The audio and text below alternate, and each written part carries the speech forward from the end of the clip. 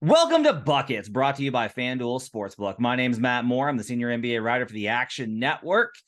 And this is your NBA episode for the week, part 2, talking about NBA win totals. If you missed it, part 1 went up on Monday, talking about NBA Summer League and Rookie of the Year. Brandon Anderson and I broke all that down.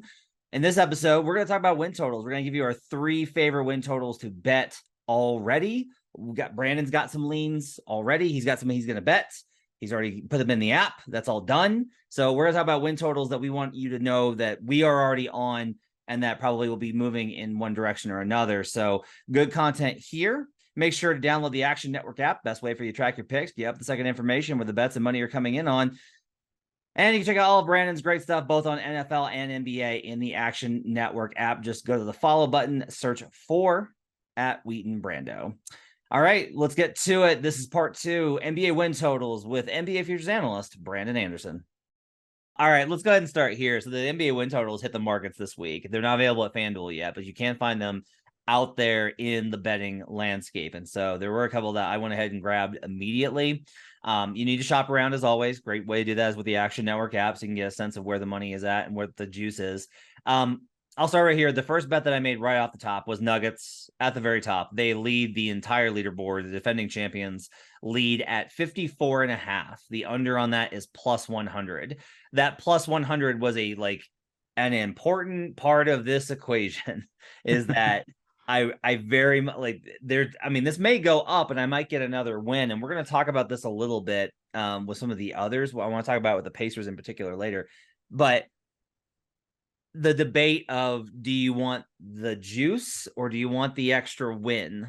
I'm not going to bet anything where it's like I'm inside of a win or I'm right within 2 wins.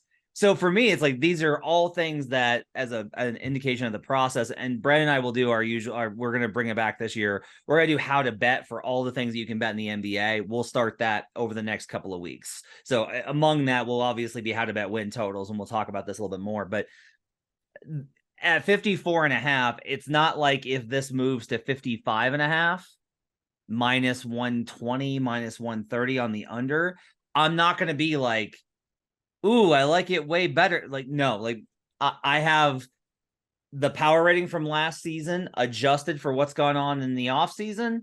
And my number comes out much closer to 50. 50 is I talked about this last year. It's kind of a key number in win totals. They tend to go under the last 10 years. This Nuggets team won't be as motivated. This Nuggets team will probably have a little bit of a hangover. This Nuggets team has 2 guys playing in FIBA, in Jamal Murray, and probably Nikola Jokic. That's not confirmed, but probably Nikola Jokic in FIBA. So they're going to have played into June, had a month off, play in FIBA, and then right into training camp. They're going to have to get those guys rest. Joker has been like Joker's put up 2 MVP seasons and almost a third when he hasn't necessarily been all that, like, he doesn't love the regular season. He just kind of drug his way through it. That's how good he is. But at the same time, like, he might give himself a break and miss a little bit more time. He actually talked about that in his exit interviews after winning the championship, was like, I'm going to take some more time this time because of all the basketball that's been played. They lost Bruce Brown. They lost Jeff Green. Their young guys have looked really shaky in Summer League. There's a lot of potential there, but that's the depth. It's Reggie Jackson, Christian Brown as a sophomore, and rookies. That's it.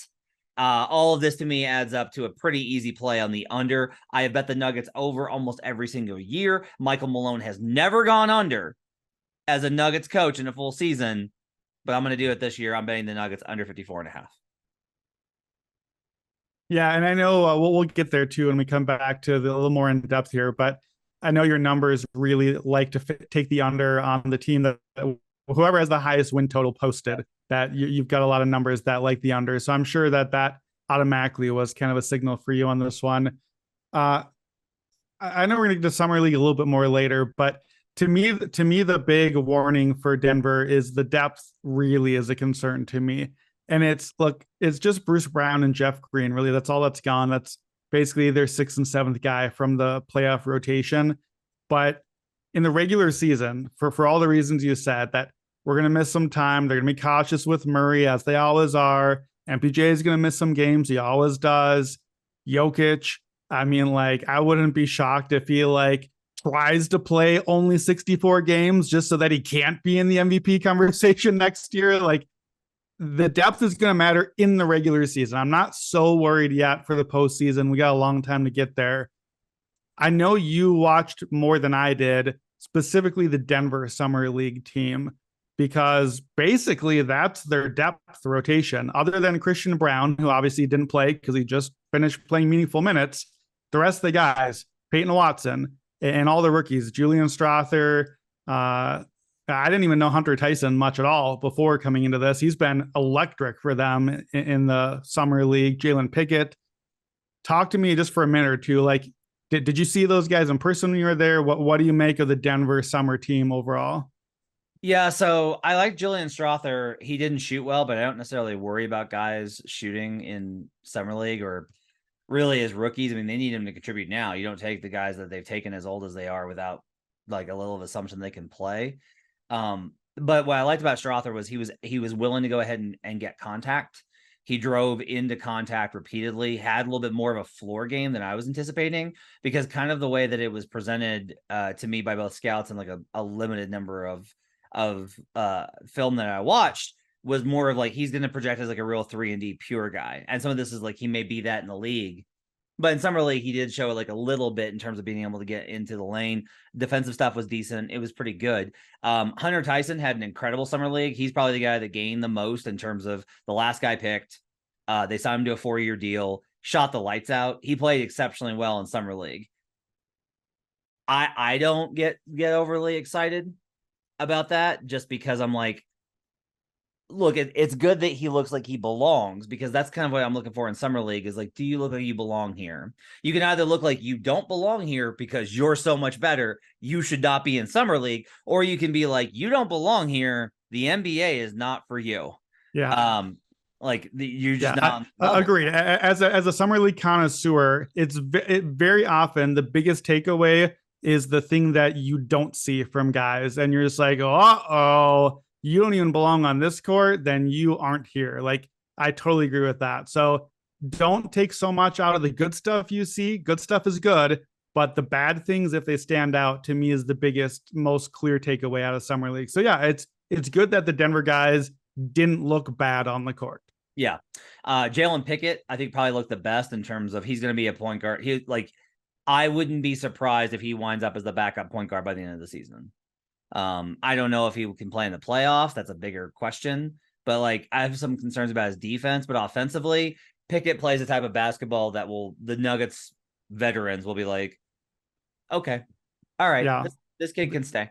All right. Very Monty Morris to me. Just like take care of the ball, run the show, stay out of the way. He was making ball reversals. And then he was the one, like he would make that ball reversal. And usually you see those guys wanting them to shoot immediately. And he was like, had his hands open, like, keep it moving. Let's go. Like he wanted them to find better shots, which unfortunately for Jalen, that's not what Summer League's about. It's about the most immediate shot you get, because everybody that touches the ball is like, ooh, let me shoot it. Maybe I can get on an NBA team or get more minutes. So from that perspective, like, it's fine, but the concern with Denver is not necessarily that, like, guys, because they do have Zeke Naji and Vlatko Cancar.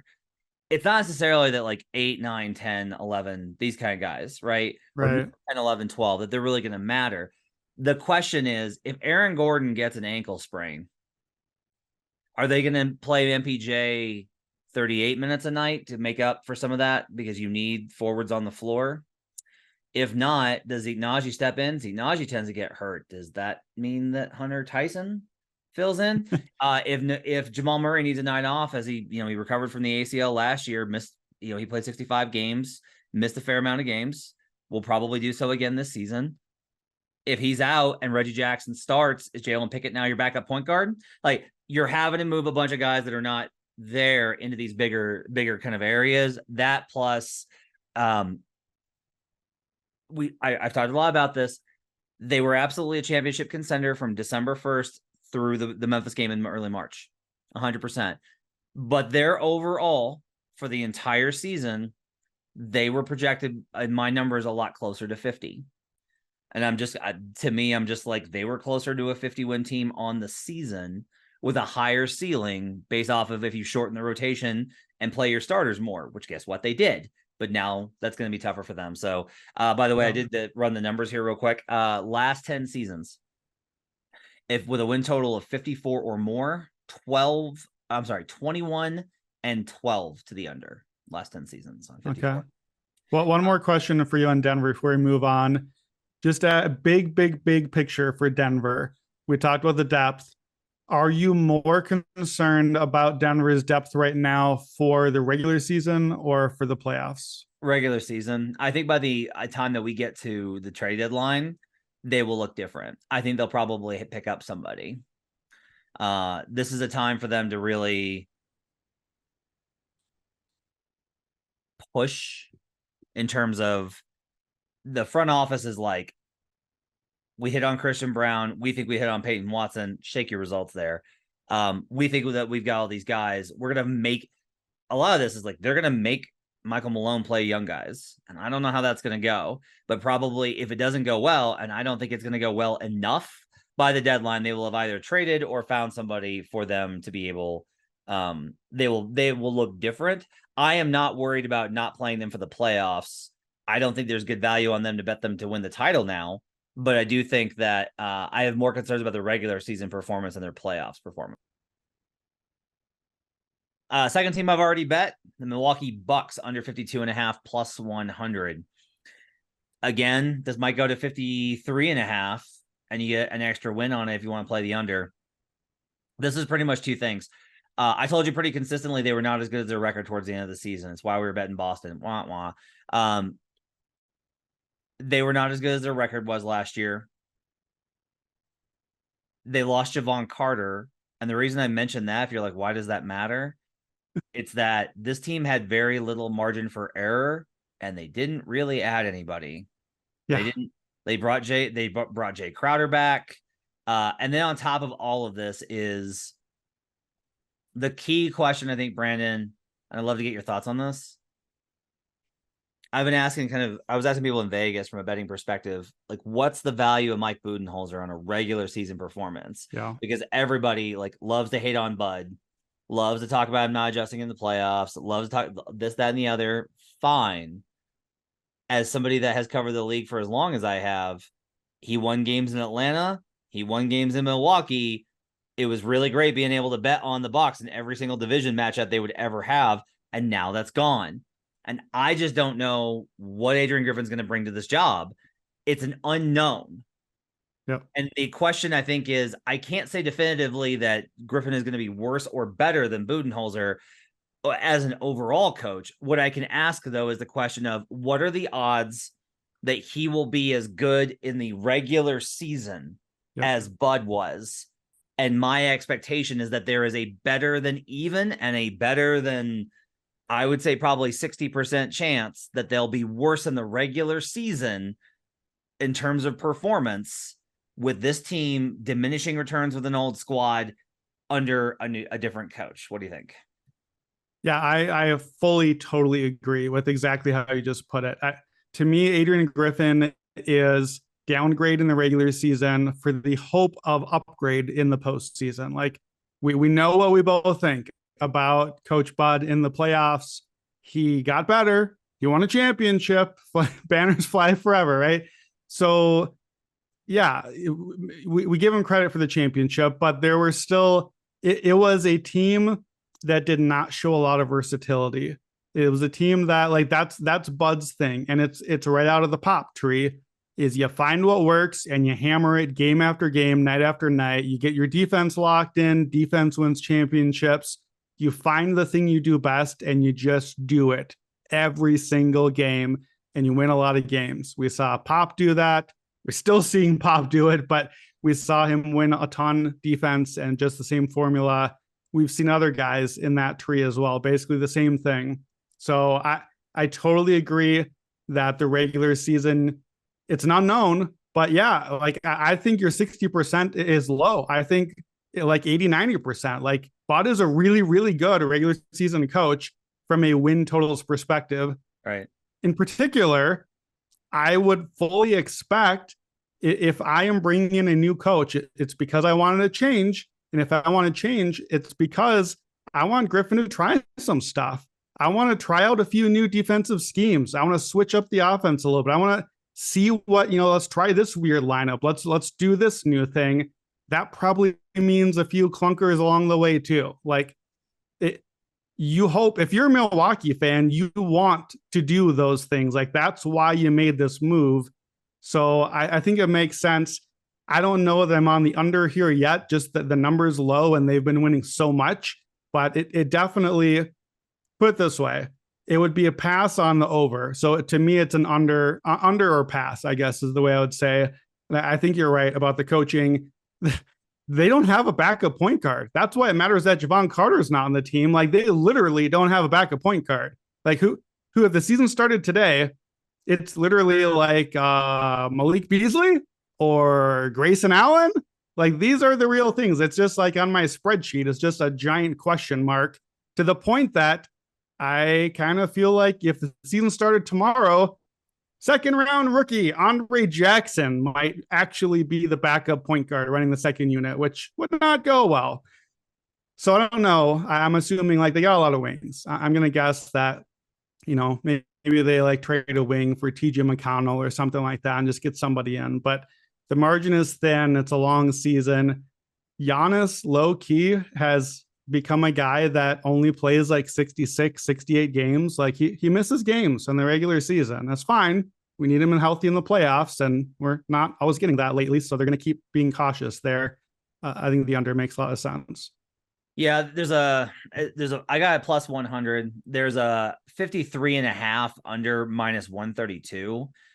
I would tell you that if you're somebody that's only going to bet win totals once, like I'll probably add to this later because I think this might get to 54.5. I went heavy on it in the beginning. I'm okay with that.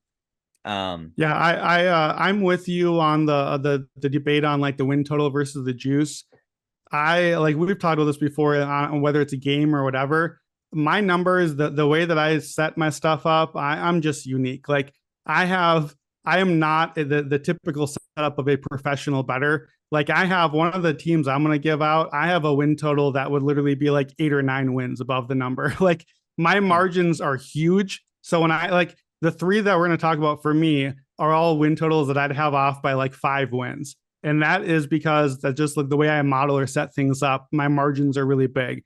So like that means I'm wrong sometimes. I understand that's kind of how I interpret my stuff, but I'm not going to get thrown off on one win. So same thing as like when just during the year, if I give out a minus 6.5 and now the line has dropped to -6, I'm still playing. Like I wanted a half point. I'll happily take it if it's out there. Like that's why I grabbed it when I did. Everything matters. But I'm also not like, oh no, well now I can't play it because I probably only did it because I was like, 3 points off of it or something. So I agree with you on, especially this far out, getting the plus 100 is nice to grab the juice. Right. And I think, the counter to this is how much the wins are worth in terms of the juice. And I think you can have your cake and eat this too if you want to wait. Because like I said, I think this probably gets up to 54.5 by the time that we get closer to season. Like I think we've already seen that in the market, there's a 53.5, right? And this is plus 100 the under. So we're probably going to see 53.5 juiced under. And then if they take on money as we get closer, which you would imagine most people will bet, like Giannis, they brought back Mid, they brought back Brooke. They've been like a proven squad, right? They've gone over so often that they'll probably take on money to the over. I didn't feel like I made this bet because I was just like, I think there's value here at a plus 100. I don't think they're getting to 53 wins. That said, the best time to wait to bet it is going to be closer to the season because I think you will get 1 to 2 more wins and probably close to something relatively close to the plus 100 that I bet. Like you're not going to lose more than 20 cents on it. This 132 at 53.5, I don't think will be the number when we get to the season. One more, and then we'll get to yours. Minnesota Timberwolves over 44.5. I found that one. There's a 43.5 heavily juiced over, not heavily, substantially juiced over. There's a 44.5 at minus 106. And I'm more than happy to go ahead and take the extra win there to get to the minus 106. I have them projected currently at Brandon at 48. That's what I've got them right now. So I have more than enough clearance on this. Look, it needs to be noted that everyone, like, this to me is a good example of perception guiding the market versus like ignoring the context a little bit of who they were last year, which we can talk about, like Karl Anthony Towns being a dip, and we can talk about the complications of Karl Anthony Towns and Rudy Gobert together. We can do all that. Karl Anthony Towns is $35 million of salary in a player that is very good, and he did not play for almost the entire season. So we have like this big missing component in their number. And if we go back and we use the Pythagorean, which we've talked about last year, as we usually have these books make it, and lo and behold, it's pretty close here. They come out at 42.3. Now, like, is Cat in that time span probably worth about 2 wins? Probably. Like, I think that's about probably fair. But we have a full training camp of them together. I think getting rid of D'Lo and adding Mike Conley, that will show more over the course of like a full training camp and into the season. Anthony Edwards, I expect to be better. They found an identity by the end of the last year, and they stuck together. And again, I return to Chris Finch is a hell of a coach. So all of this to me gets me to, they may not hit 48, but I think this number is not egregiously off, but I feel confident in saying that the Minnesota Timberwolves are going to be 45 or above next season, assuming that disaster does not strike them again. Yeah, I mean, when has disaster ever struck Minnesota sports? I'm sure it'll be fine. Yeah, look, I mean, you already know I'm not with you on this one. I just can't with the Timberwolves. But let me ask you this. I want, because I know how you feel about it, but this is what I want to ask you. How much of this is like, you don't like what they've done, and I don't blame you, right? I don't like what they've done. I don't hate it as much as a lot of people do, but I don't love it. Okay. The question though is, like, if we look at talent, coaching, approach, schedule, does that get us to like, no, they're not going to be good? Or do we get to like, no, they should be pretty good? So just today, I was looking, when we did our win totals last year, you remember I gave out like a range of wins for each team. Yeah. And so I was looking today at my range of wins for each team to see, okay, which teams fell into the range, who was right in the middle, and who are the teams that like really went outside their range. And overall, pretty good. I ended up about 2/3 of the teams basically hit the range. 4 teams out of the 30 were well outside of my range, like 5 wins or more outside of, and I'm giving you like a 40 to 48 range, and they were still 5 wins one direction or the other. The Jazz, fine. I whiffed on the Jazz. They were my bottom team going into the year. They came out 11-3. So I missed that. The Thunder were 1. The Timberwolves were 1 because I did not like them last year. I did not like them. Sam I am. I did not want green eggs and ham. I did not like them, anything about them. And I talked myself into the Rudy Gobert floor and the defensive floor and the stuff that was supposed to get better. And I bumped myself up to like a 48, I forget, 46 to 54, 48 to 54, something like that, as a team that I got to. I don't believe this as a playoff team, but I think that this can work in the regular season. The floor should be a lot better. And the floor just wasn't better. It is a team that did not improve really from the year before. They won 42 games last year. So to get to where you have them at, I know Cat should be better. I don't know that he will be better. I mean, he'll play. That helps, obviously. Like, he is, to me, the best, most talented player currently as a basketball player, the most winning impact player currently on the team, ahead of Ant still. Ant is coming around. If we get the playoff Ant, it's not a question. We hit playoff Cat, it's not a question. In the regular season, if Towns was a center, that's a big impact. Having him back is huge, but the Timberwolves they're going to get more Mike Conley this year, but they got a pretty good season out of D'Lo while he was there. Basically, Conley being as good as D'Lo was in Minnesota from a shooting perspective and all of that would be a big success. Conley's pretty old. We love our guy Mike, but I didn't think Rudy was very good last year. I think he's a below average center period right now as a starter. Oof. I didn't think he helped the defense that much. I love Mike Conley. He's going to facilitate, but I don't know. Tim Connolly, the moves he's making around the fringes, getting guys like Leonard Miller in the second round, love it. Love him in the summer league. He's looked great. The way they're building the roster with the fringes and the moves on the edges, and Chris Finch, I like it. I like all that. I like the process. The biggest part of the process is the problem. It's the rot inside of everything. This is not just I can't get past the Rudy Gobert trade. I hated it. It's I can't get past the Rudy Gobert trade. It ruined all the good stuff about the team because it took away the best parts about Cat and moved him to a position where he's not as valuable offensively. It clogged up the lane, which moved Ant to a thing where he's not as valuable offensively. Joe Dallaire and I just talked about this today. All I want is for them to just say, you know what? Mea culpa. Bad move. Who wants Rudy Gobert? I know we're going to eat it. We're going to lose a lot of picks on it, but let's just get him out of here. Go back to what we had. Go back to what works and build forward. Cat as center. Ant, Cat. Let's see where we go. That's the move with the team. Instead, another reason why I don't love the over here is I just feel like the Cat trade is coming at some point, and it could come in the offseason still. Maybe it doesn't come in the regular season just because the salary is so huge. It probably is pretty hard to pull off then, but I don't know. I can't get there on the team. I think I'm done trying to believe until something changes. Oh yeah. You're done trying to believe because you put so much work into it. Don't strain yourself, buddy. I would just say that, look, they were 8th in defensive rating last year. They were better. They had a 110 defensive rating with Rudy on the floor. There was just a lot. And I think a lot of this is also Ant was frustrated by the trade.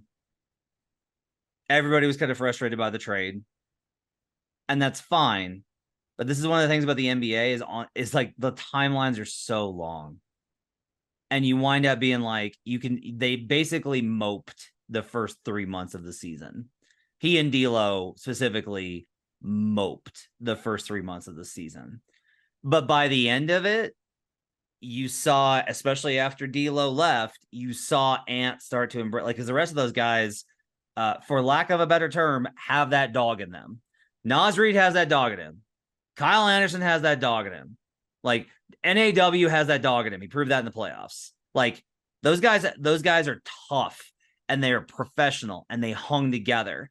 And when Ant started to lean into that, it got better. And he and the minutes with him and Rudy got better. So I'm willing to bet it now.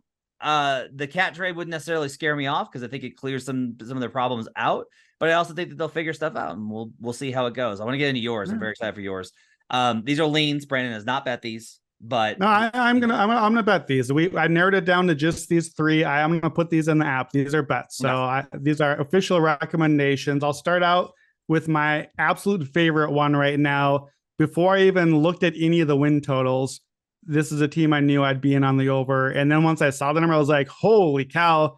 Like, this to me is last year when we started and we gave out our first 2 win totals, I did Cleveland over and I did Houston under, and I put both of them in the app for 3 units each. This is a 3-unit play for me.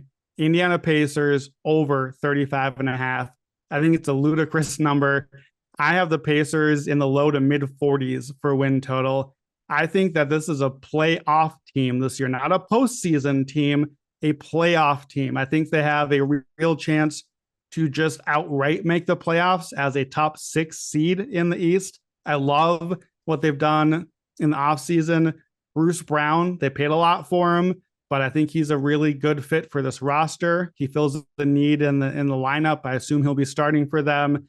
Obi Toppin, they basically got mostly for free. They basically traded Duarte for him, who didn't play last year. So that's a free Toppin. He fits really well on this team. Like, he has limitations, but getting out and running, playing with Halliburton, it's going to be really good. Jarris Walker, Probably not going to move the needle a lot right away, just because that's how it goes with most rookies. But I like how he fits the team a lot. Last year, Pacers went 35-47. This is a 35.5. So it is a pure bet on, do the Pacers win more games than last season? Period. That's it. That's the number. Halliburton played 56 games last year. And Halliburton, when he played, was a top 10 player in the NBA by a lot of the advanced metrics. He was awesome. Miles Turner played 62 games last year. He's probably not going to play a ton more than that, but if they're competitive, he's probably going to play 5 or 10 more games than that at least. And he's a really important linchpin, both ends of the team, the way he spaces offensively, obviously on defense. I love Rick Carlisle. When he's right with the team, when it's the right fit, he's about as good as any coach in the NBA. I think at the very, very least, barring major injuries, I would be genuinely shocked if this team is not at least a play-in team. And if you're a play-in team, you won 36 games and you got over this 35.5. Last thing, play it now. I'm grabbing it now. There's a -110 out there, and you made a note here that you might want to wait for it. I want it now because they're starting to get some rumors about Pascal Siakam, and Indiana is a team that keeps coming up. If Siakam ends up in Indiana and they have the pieces for it, then this number goes up, and I'm going to like it anyway. So last year, I'm not taking credit for it, but last year we got Cleveland early when they had a nice looking team. And then we got a number that ended up being like 5 wins higher once they added Donovan Mitchell. Siakam's not going to move it quite that much, but if he goes there, this number is going to be like at least 38.5 to 40.5 range. I'm going to like it anyway. That's just a free upside opportunity. I want it now. It's a 3-unit play. I love the Pacers over. About that. Yeah, so at -110, I would definitely grab this now. The where that is available is not available to me currently, and so I will wait because I'm okay at 36.5. And this is look, the over is at some of the other places in the market it's -125, -130. We will get there's already a 35.5 -110. You will get other if you can get that if you find that, take that. If you were operating in a book that has the juice, just wait until another one comes available and get it there.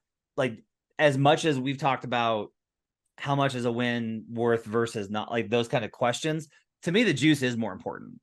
I care more about the juice than the win in win total discussions on the NBA. It's not that I don't care about the I don't want it. It's not like I'm like, oh, I don't care, whatever. I just want the good payout. No. There's limits here where it starts to get shaky. But yeah, I have them 44. So what the hell is this number? I will ask you this though, because there is a Pascal Siakam talk, which we'll talk about a little bit more in a minute. If I told you hypothetically, this is hypothetical, that Buddy Hield was not on this team when training camp opens, how much does that change? What does that do for you? Is he off the team because he left in a trade for a Siakam or something, or is there another, is he just disappeared, or is there something better, something good in his place? He is traded for return that does not impact the rotation. Okay. I mean, I wouldn't love it. Buddy Hield, I don't think Buddy Hield moves the needle in a huge way, but he's a good player. He's an awesome shooter. Right? What? It's a margin thing, right? It's absolutely. It's, to me, Benedict Mathurin steps in 85% of what Buddy Hield does, but who steps into Benedict Mathurin? That's the loss. It's who, it's Ben Shepherd, I guess, the rookie that they just got, and that's the big drop. You don't get a lot of Mathurin rookie seasons. Shepherd's not going to suddenly just be that in all likelihood. So it's not necessarily that, oh my gosh, we just can't survive without Buddy Hield. But yeah, it shortens the margin. Right now, I like the depth. I like the rotation. Even the 5-man bench unit, presumably, is a unit I feel pretty good about. So if he's just gone, if they trade him for a pick, so nothing that helps the team this year, it wouldn't devastate me on my play, because again, I have them also. I would probably put the line about 43.5. So 8 wins higher, but basically where you have them. This to me is a 5, 6, 7 seed range for me. So Buddy Hield is not an 8-win player or anywhere near close to it. So I wouldn't love it. It would not be, it's the same with any of these guys. What if X player towards ACL tomorrow and is out for the year. Okay, well that's the danger of betting early on these, on an over in particular. But Buddy Hield is not a guy that's gonna crush my bet either way. And I realized I should mention why I asked that. There's been repeated conversations that I've heard about over the since the week before free agency about teams being interested in Buddy Hield and the conversations being built around future assets for Indiana. Now, that may have been tied to them clearing space to go get Bruce Brown. So they're having already done that and figured that pattern out, that may mean that he's sticking around. But yeah, 35.5, it's an absurd number. 36.5 is an absurd number. I will bet this. It's a matter of when. So Brandon and I are aligned on that one. And by the way, on this, just not to call a shot on it per se, but there is an element of Cleveland last year here where, to me, like the tea leaves of there is another move, a positive move coming. I don't know if it's now. I don't know if it's for Donovan Mitchell or Siakam or whoever. There are the right level of contracts and picks and like cap space available. I think Indiana's going to think that they can win and hang. Like, the Pacers are not a team that has to go all in for a championship. The Pacers are a team that would love to be the Blazers from the last decade and like be a 3 to a 6 seed and just be in the playoffs year after year after year. They're close to that, and they're set up well to make that move. I don't know if it's now. I don't know if it's Siakam. I don't know if it will happen, but it is a team that has some of that potential upside, which is part of why I like the over, and again, part of why I want to bet it now rather than wait on it. So I'm going to use that to transition to, since we're talking Siakam anyway, let me go to my third one here. I like the Raptors under 37.5. So I did pause a little bit on this because I know you're probably going to push back on like the Pythagorean. So the Raptors went 41-41 last year. On Basketball Reference, they're expected as 45. So they went under expectations. I know they had horrendous shooting luck all season. They still got to 500. Now we're below 37.5. So here's why I'm down on the team. Obviously, Fred VanVleet is gone, and they got nothing for him. That's how free agency works. This is a team that's basically been playing like a 6-man rotation for a couple of years, and they just lost a guy that they're playing like 36 and 38 minutes most of the time with no replacement. So that is a huge loss. It's a huge stability loss for them. It's a big shooting loss. Like on the team that has no shooting already, that has all of these guys that want the ball in their hands. He's one guy that plays well off the ball, that spaces the floor. They lost Nick Nurse. Say what you will about them. I know that there was a lot of conflict and everything last year, and we kind of knew where this was heading. We have a coach nobody knows anything about. Regular season, like big picture or not, of whatever Nick Nurse was to them last year, I have to downgrade them from a coaching perspective until we see otherwise, with no Nick Nurse there, no Fred VanVleet. And then my big thing here is I do the thing every summer where I kind of like look at the big picture chessboard. The Siakam breadcrumbs are coming out already a little bit. Siakam and OG Anunoby and Gary Trent Jr. are all on expiring deals. Basically, if the Raptors don't do something, and if those guys don't want to stick around, and I'm not reporting, I don't have the sources on this, you can probably fill in a little bit for me. If Siakam goes, I think then OG goes and Gary Trent goes. And like they are the first domino away from being like, you know what? We got clean cap after this. We're just going to hit the reset button. We're going to go with Scotty. We apparently signed Jakob Poeltl for 4 years, but whatever. We got Scotty and the other young guys. Let's get picks for Siakam. Let's get picks for OG Anunoby. Let's get rid of the Gary Trent contract for whatever he'll bring in. Let's blow it up. They traded this season for Poeltl a top 6 protected pick. To me, the Raptors are a stealth team to be like among the very worst teams in the league this season. If they decide to push that first domino and trade Siakam, I think it could be OG next, because he probably gets more than Siakam the way that these 3-and-D wings are going. And I think they could blow it up and suddenly just have Scotty and a bunch of young guys and a rookie coach. So I want the under now, under 37.5, because part of the idea here is I like the under anyway, but I think there's a chance that this number could go way down if we start to see some of the moves happening. Yeah, there's a lot here. Michael Grange has done a lot of good reporting on this over at Sportsnet. I wrote about it this week on Action. The internal conversations are that they had every intention of running it back, and then Fred got $40 million, a lot of money from per year from the Rockets, and left. And so now there's a feeling that they are actively exploring trades for Pascal Siakam to reconfigure a timeline around Scotty Barnes. They signed Dennis Schroeder as a backup replacement, which all of the welcome Dennis social media graphics I was wincing at. Whenever I ask people around the league, hey, there's all that, what do you make of the conversation right now about Siakam? I got a lot of eye rolls. I got a lot of this, which is yeah, no, the Raptors are definitely going to trade one of them now. The league's over it. The league is over it. There so many people have expressed, look, it's fine. They get to run their team however they want. They get to pursue value. Masai's a great executive. Everyone loves Masai. Everyone loves his GM. It's great. But also it's I also just don't want to waste my time with it anymore. And so I don't know how this is going to go. What I will say is my concern is probably this. Ujiri is as likely to pull a crazy Ivan, that's a term from Hunt for Red October, which I watched on flights twice, and completely spin around. And instead of trading to liquidate good assets for future, instead pivot to trying to make a brash move now, as he is to go the other way.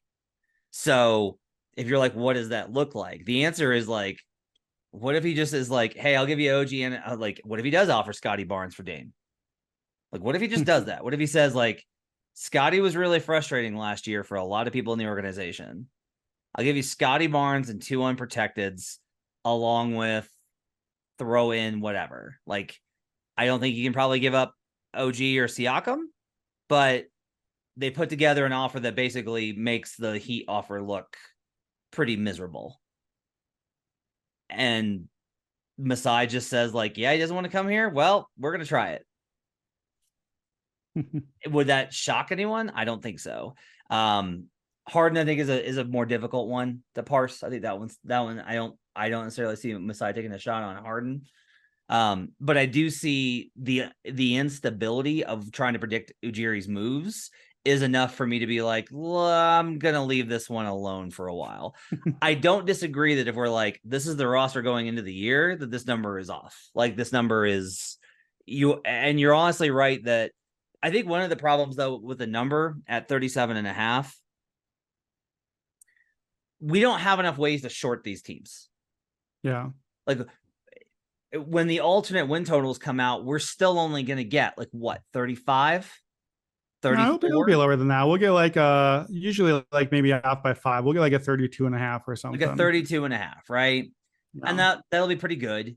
But what you and I would want here, because I'm kind of with you, what you and I would want is a 27.5. Yeah. We want the real alternate under. Yeah. The bottom out. There will be a bet on who has the league's worst record, but I don't know if the floor is that low. Right. Now you have only one out to hit it. So there's going to be somebody wins 21 games, and we're going to be stuck as the third worst record and be right, but still not hit the bet in that spot. This just occurred to me. The bet, here's what the bet is. It's division finishing position. Yeah. Because we'll probably be able to get them over Nets. We'll probably be able, the market will probably price them. Where are the Nets at right now? Think so? I have to look and see what the Nets are at. I haven't. Yeah, I don't know. I didn't look at the Nets too much, but there's really not anyone else. They're really well. What's the Nets win total at? They're not out yet because everybody's waiting on Dame. Sure. They're one of the two teams that. I mean, look, they're not going to be obviously, but I guess it depends obviously on James Harden both ways, whether he's in Philly or in Brooklyn. So I think Philly's number is not up at most books either for the same. They're going to be behind Boston, obviously. They'll be behind New York. I don't know if bottom of the division is going to be that juicy because it's a pretty strong division other than just Brooklyn versus Toronto head to head. But I'm not sure I feel super excited about that because Brooklyn has a lot of outs and ways they could pivot too. But I think I kind of like that better than the win total because I could still see them getting to like 38 and still being at the bottom. Like Brooklyn goes 500, 41, 41.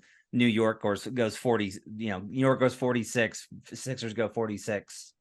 Boston's over, obviously. And then Boston's over, right? Yeah. So what do you think about the domino theory I have here? Just from what you know about Ujiri and team building, if we got, let's say in the next week or two, we get a Pascal Siakam trade for whatever, and presumably a Siakam trade for a player package that's clearly worse than what Siakam is right now. Do you agree in that scenario? Siakam's an expiring deal, but so is OG, so is Gary Trent. They just lost Freddie for nothing. They lost Kawhi for nothing. Like they are on a pattern of letting guys walk for nothing. If Siakam goes, do you think OG is the next domino, or do you think that that's the one move and now they just kind of rebuild around Scottie and OG and that's the team? I think they rebuild around Scottie and OG and that's the team because the timeline works. That's true. So that would be my inclination, but that's kind of okay. Well, speaking of Freddie, let me go to my third one here. And I know we disagree on this one, but I'm back. This has been a go-to move for me every single year. I'm just going to roll over my money that I got from last year. Give me the Rockets under, not for 3 units this time. I'm not quite as positive, but under 32.5. We were on a couple of weeks ago, and I said, when win totals come out, guess which thing is the first thing I'm going to look for? It's going to be the Rockets under. And then, since then, Houston went out and spent like $3 billion on Fred VanVleet and Dillon Brooks and apparently Jeff Green and Jock Landale. These are the saviors to come in for Houston. Those deals are all not quite as bad as they look, by the way. Dillon's is terrible. All the other deals, Jock Landale is fully non-guaranteed. Jeff Green is a team option on the second year. VanVleet is a team option on the third year. That's basically a 2-year deal. Houston, like, we know how this goes. They're going to report the player-friendly details, and then later on be like, oh, right, we all freaked out, and it's not quite so bad. But it's okay. It's fun to freak out. Those moves clearly are seen as, okay, the Rockets' floor is much higher now. The Rockets have signaled they're going to try now. They're going to try to win. They're going to try to build team culture. I don't mind spending like they did on Fred VanVleet big picture. He's a good player. He's an adult in the room. Houston badly needed somebody to come in, run point. Jabari Smith needs a point guard. Jabari Smith needs somebody to like play real offense and pass him the ball sometimes. Sorry to Kevin Porter Jr. and Jalen Green. Like, we just needed a normal looking offense. Freddie helps them with that. The defense clearly will be better with Brooks and VanVleet there. That's a big difference for them. They won over the last 3 years 17, 20, and 22 games. We're getting to 32.5. Fred VanVleet and Dillon Brooks raised the floor by 11 wins. No, sir. No, thank you. Especially, we know how I feel about Dillon Brooks, my LVP of the NBA. I can't get there. Udoka, again, I think they're going to be a lot better as a floor. Udoka defensively is going to help them. I don't think the offense is going to be that much better. Freddie is going to help play a more stable offensive scheme, but VanVleet is a terrible 2% shooter. Dillon Brooks is a terrible everything he does on offense. The offense, I don't think, is going to get a whole lot better. We saw a couple of years ago, Oklahoma City and Orlando both had around league average defense, a little below average, but still near the bottom offensively. They won 24 and 22 games. Like, you can still be a real bad team by having pretty bad offense and better than you think defense. I can't get there to 33. I am appreciating the gift the books have given us by bumping this up too far. I think the Rockets will be better than last year. I don't think the Rockets will be 11 wins better than last year. And here's the final point. It's another draft pick thing. Houston's draft pick this year is top 4 protected owed to Oklahoma City. One time. If it is not conveyed this year, if it stays in the top 4 and Houston moves up into the top 4, it goes to 2 seconds instead. If I'm right that Houston is, I don't think they have any real chance to be a play-in team. So now you're down to like the mid 30s at best. If they're not even close to play-in and it gets to like a month left in the season, I know they want to win. I know they want winning culture. I know they want the Pistons thing that you know how much I hate. If you are in the range where you can tank a little bit, and let me tell you how this goes. If you finish with the 10th worst record, you got a 14% chance of moving up into the top 4. If you go to the 8th worst record, you're up to 26%. You nearly doubled your chances of getting a top 4 pick to this team. You get to 5th worst, you're up to almost 50% to keep that top 4 pick to your team. That is not nothing to add a top 4 player in a draft that you otherwise don't roll over. You just lose the pick and the pick protection is gone. I think that this is a team that's not good enough to push toward the play-in, and that with that pick thing out there, they're going to push the other direction when push comes to shove at the end of the season. Okay, so I noted in here I disagree with you, and I want to be clear. I'm not betting the over. You're right. You're right that the number is too high. Like, this number is ridiculously high. I gave them a healthy bump on multiple things here, and I can't get them above 28. Okay, so like we're still 4 wins short, 4.5.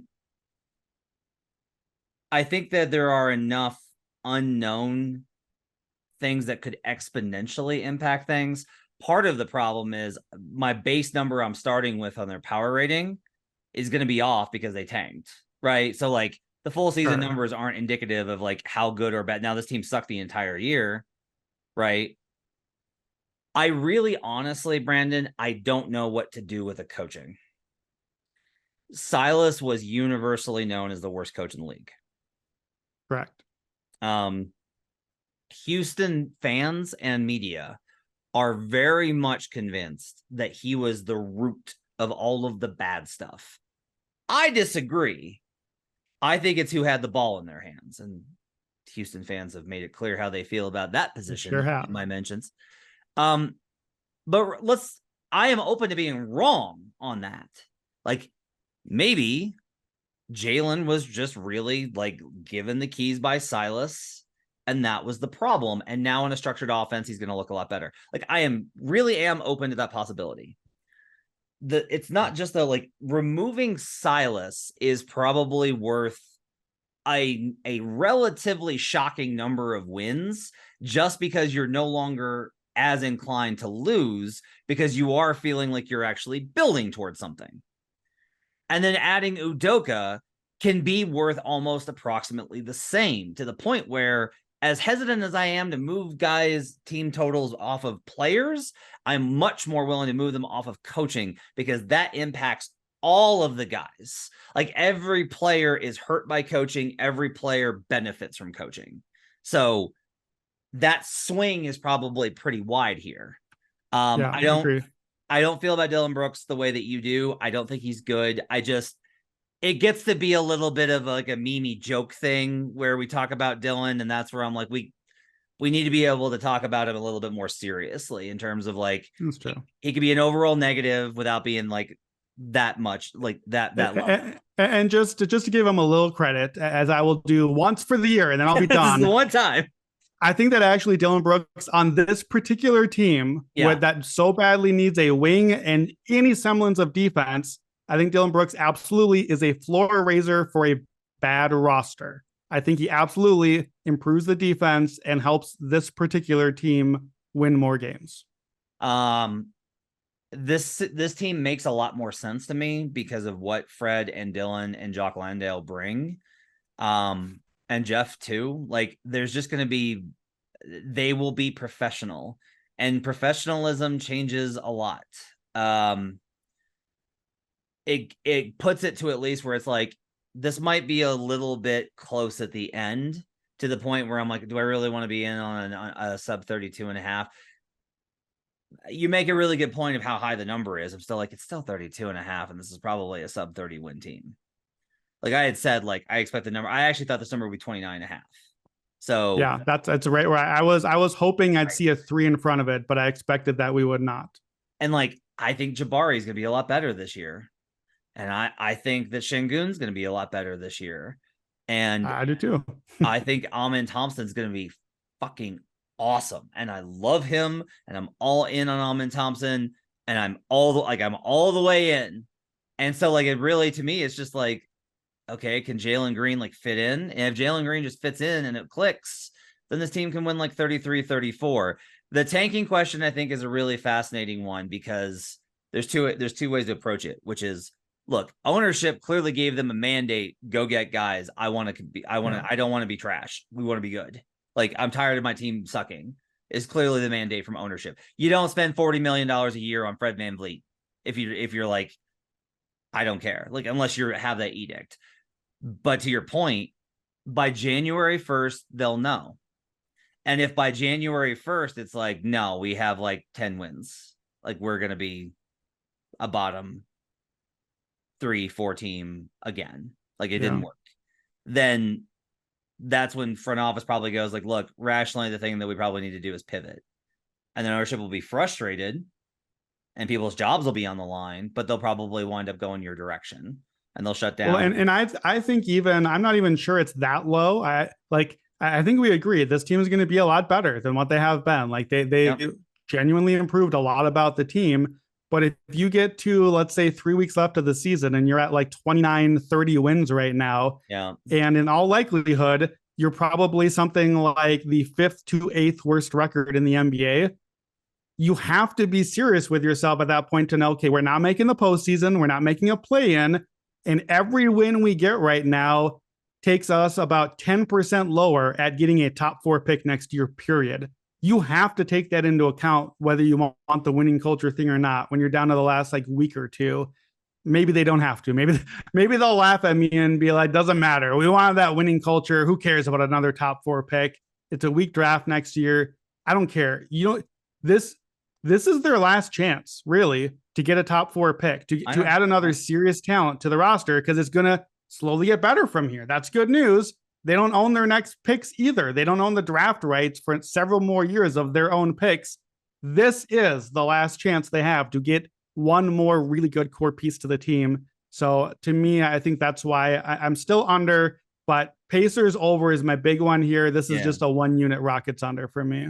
We can agree that the Utah Jazz last year were a better team. In like we should have seen at the time they were better than this Rockets team is. But you mentioned the start for them. That's the other concern here, though, is if Houston gets off to an outlier start where you and I are like, this team is not that good. Like, and everyone's like, are the Rockets going to make the playoffs? And we get to bet against that or whatever. Then great, but we probably won't have a good number on that. Although the books will be like, yeah, no. But that's where this could go sideways, right? It's like if they wind up with an outlier until November and now all of a sudden it's like, man, they've already got 16-17 wins, right? And so now that's true for every team that we would bet. Sure. Well, and even like to the Jazz started 11-3 last year. After that, the Jazz finished 26-42. Yeah. Like the Jazz had a good month. And guess what? It still totally ruined my under. Still did the job just fine when the under is that low. They also higher here. They also aggressively tanked. Like the Jazz if the Jazz had gone for it, the Jazz probably coast. All right. What do you think with what we've said about Houston? I guess part of the cap for me too is that the other than presumably the Blazers, once they trade Dame, assuming that happens at some point, let's pencil the Blazers in for last in the West. Everybody else thinks they're good. Everyone else wants to win in the West. Everyone else thinks that they are a play-in contender at least. What is the highest seed realistically that you think, not top 10% outcome for Houston, just a pretty good season? How high can they get? Like, can they get above like a 12 seed in the West? I don't know who they're beating in the West. I think they can finish ahead of the Blazers, who will be a bad team without Dame. I think they could finish ahead of the Spurs, who it's going to take some time with Wembanyama. The Jazz, I think, are a possible contender down there. We'll see what happens with them. There's not a lot of other teams. Somebody the Pelicans because Zion didn't play all year. Like somebody's going to have something like that. There's not that many teams for the Blazers to finish, or sorry, for the Rockets to finish ahead of. Yeah. And if you're the 13th seed, you probably don't get to win 33 games or more that often. Last year, you'd go over in both conferences at the 13th seed, but typically that's part of the cap too. Is just like the West is just like Houston can't be that good in the West. They just can't to me. You win this one. I'll go with you on the under 32.5. All right. I'll go with you on this one. All right, we're gonna take a break. Check out part 2 of this episode that's gonna be breaking down the NBA Summer League. We're gonna break this into 2 parts. But thanks, David Payne, our producer. You can follow Brandon Anderson on Twitter and in the Action Network app at Wheaton Brando. We'll see you guys again next time. Till then, let's get buckets.